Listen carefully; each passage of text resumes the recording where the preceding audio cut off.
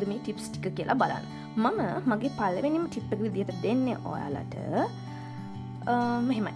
ඔයාලා සැලරි එක කීය ගත්තත් ඔයාලා හිතන්න ඕනේ මට ලැබෙන්නේ ඊට වඩා අඩුවෙන් කියලා. උදාහරණයක් විදිහට ඔයාලට ලැබෙනවා රුපියල් 50000. මාසිකව 50000. තව කෙනෙක්ට ලැබෙනවා මාසිකව 70000.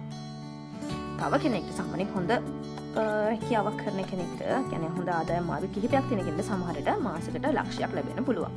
මේ කොහොම සැලරි එක ගත්තත් ඔයාලා හිතන්න ඕනේ ඔයාලට ලැබෙන්නේ ඊට වඩා අඩු සැලරි එකක් කියලා. ඒ කියන්නේ ඔයාලා හිතන ඔයාලට 50000ක් ලැබෙනවා. හැබැයි අපි හිතනවා නෑ මට ලැබෙන්නේ 45000ක් සැලරි එකක්.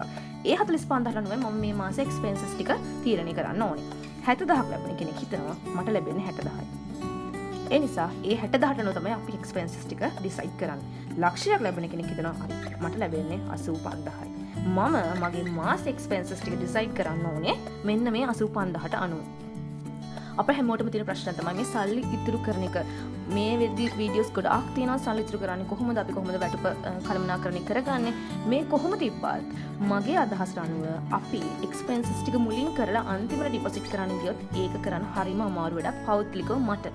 ඉතින් මම හිතුවා ඒක ඔයාලට බෙදා ගන්න ඕනේ කියලා මම කරන්නේ මුලින්ම මගේ සැලරි එක කොහොම ආවත් මම හිතන්නේ මට ලැබෙන්නේ මෙන්න මේ වගේ ප්‍රමාණයක්. ඒ නිසා මම ඒ ටිකෙන් තමයි එක්ස්පෙන්සස් ටික කවර් කරගන්න ඕනේ. ඒ හින්දා ඔයාලට කොහොම සැලරි එකක් ලැබුණත් ඔයාලා හිතන්න ඔයාලට මේ 50000කට ඔයාලට ඇත්තටම ලැබෙන 45000යි. හැබැයි ඔයාලා එතකොට ඒ 45000යි මේ මාසේ කොහොමද මැනේජ් කරන්න කියලා ඔයාලා තීරණය කරනවා. කොහොමද එතකොට ඔයාලා මාසේ වියදම් ටික තීරණය කරන්නේ ඒ ලැබෙන ආදායමට අනුව. ඒ නිසා හැම වෙලේම මුලින්ම හිතන්න මට ලැබෙන්නේ මෙන්න මේ ගාන. 70000ක් ලැබෙන කෙනෙක් අනිවාර්යයෙන්ම 10000ක් අඩුවෙන් හිතන්න 60000ක් ලැබෙන්නේ. ලක්ෂයක් ලැබෙන කෙනෙක් අඩුම ගානේ 15000ක්වත් අඩුවෙන් හිතන්න 85000. මේ 5000 මේ අපි අඩුවෙන් හිතන මේ 5000 ඊට පස්සේ මේ 10000 මේ 15000 ඒවා අපේ ඩිපොසිට් monthly අපි කරන ඩිපොසිට්. ඒක ඔයාලට තීරණය කරන්න බලන්න අන්තිමට මීට වඩා වැඩි ප්‍රමාණයක් ඩිපොසිට් කරනවාද කියලා. හැබැයි සැලරි එක අතර ගත්ත ගමන් හිතන්න මේ මූලික ගාණ මම ඩිපොසිට් කරනවා. අනිවාර්යයෙන්ම හැම වෙලේම හිතන්න මේක තමයි මගේ සැලරි එක කියලා. අඩුවෙන් හිතන්න වැඩියෙන් ඉතුරු කරන්න. අනිත් ටිප් එක විදිහට මම දෙන්නේ මේ ඉතුරු කරන සල්ලි දාන්න කාඩ් එකක් නැති. ඒ කියන්නේ ATM කාඩ් එකක් නැති account එකකට.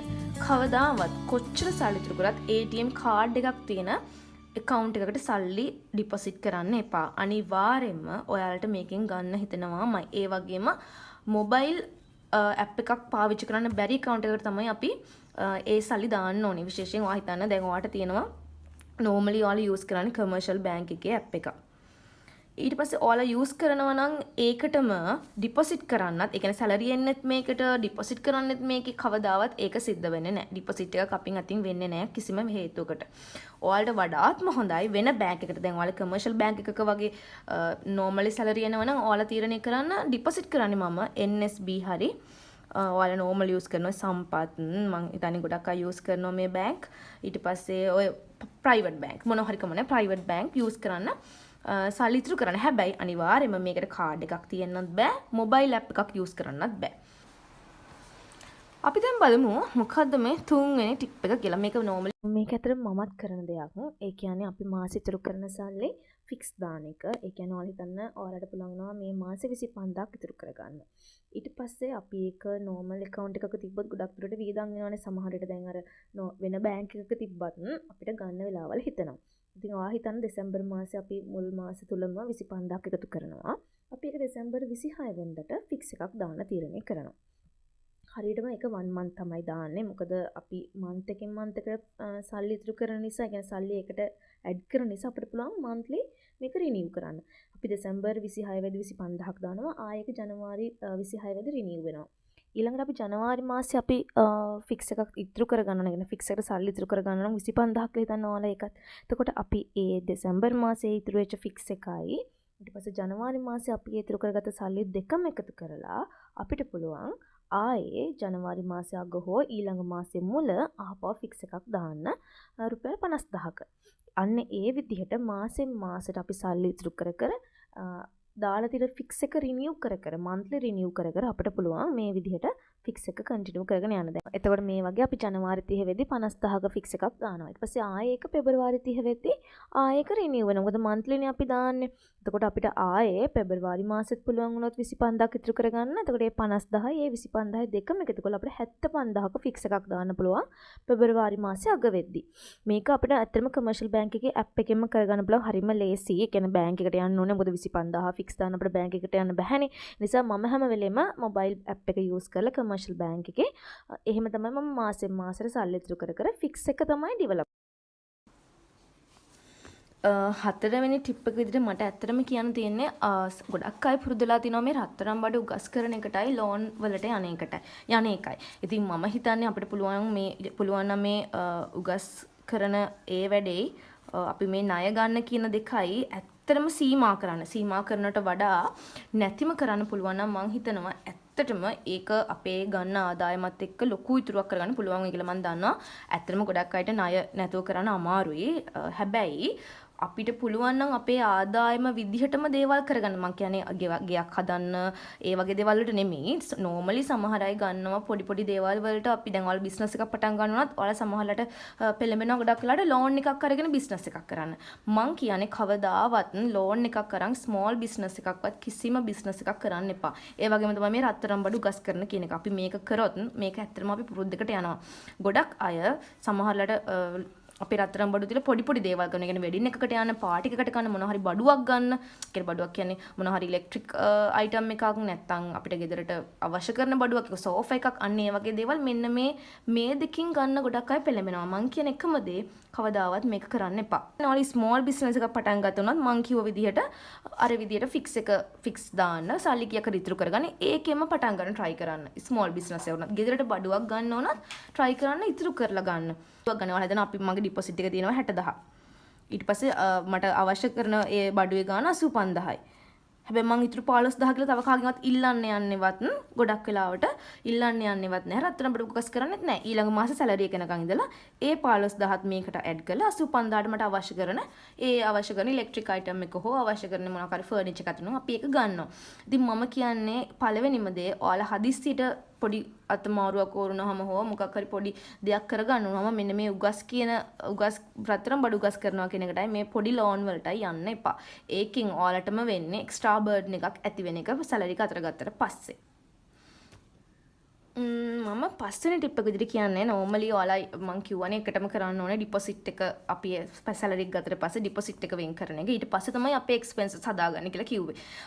මුලින්ම අපිට යන වෝටර් බිල් එක ඊට පස්සේ ඉලෙක්ට්‍රිසිටි බිල් එක මේ වගේ ඔයාලා දන්නවා නෝමලි ඔයාලට යන වියදම් කොහොමද කියලා එක ෆැමිලි එකෙන් ෆැමිලි එකට වෙනස්. මට නෝමලි යන්නේ වෝටර් බිල් ඉලෙක්ට්‍රිසිටි බිල් ඊට පස්සේ ෆෝන් බිල් එක යනවා. ඊට පස්සේ හස්බන්ඩ්ගේ බයික් එකට අපි පෙට්‍රල් ගහන්න ඕනේ.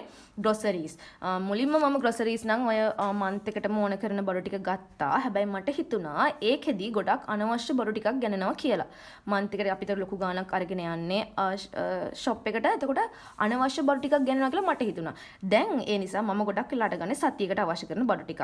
එතරම් අර මන්ත්ලි එකපාර ලොකු අපිට එතකොට ලේසිනේ කියලා එහෙම අපි හිතනවා. සාමාන්‍යයෙන් ඔයාලා මන්ත්ලි 20000ක් විතර වියදම් කරා කියනකෝ බඩු ටික ගන්න. හැබැයි මේ 20000න් අපිට ඇත්තටම මන්ත් එකක්ම පාවිච්චි කරන්න බෑ. මේකම දේ ඔයාලා වීක්ලි ප්ලෑන් කරා නම් තමයි හොඳ ගන්න ඕනේ මොනවද බඩු ටික කියලා. ඉතින් කොහොම වුණත් ඔයාලට මේ මේන්ලි අපිට අනිවාර්ය එක්ස්පෙන්සස් ටිකක් තියෙනවනේ ගෙදරක. කියන්නේ වෝටර් බිල්, ඉලෙක්ට්‍රිසිටි බිල්, ඊට පස්සේ ෆෝන් එකේ බිල් එක, ඊට පස්සේ බයික් එකට හෝ කාර් එකට පෙට්‍රල් අන්න ඒව ටික මුලින්ම කරගන්න.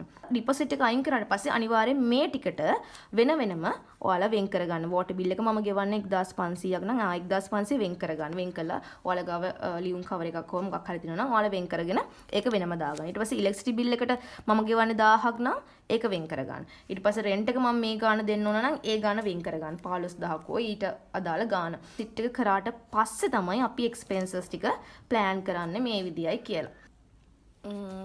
මම 6 වෙනි ටිප් එක විදිහට කියන්නේ unexpected expenses. ඒ කියන්නේ ඔයාලට හිතාගන්න බැරි විදිහට එකපාරටම මාසේ මොකක් හරි එක්ස්පෙන්සස් එන්න පුළුවන්. ඒ කියන්නේ ඔයාලා හිතන්න ගෑස් එක.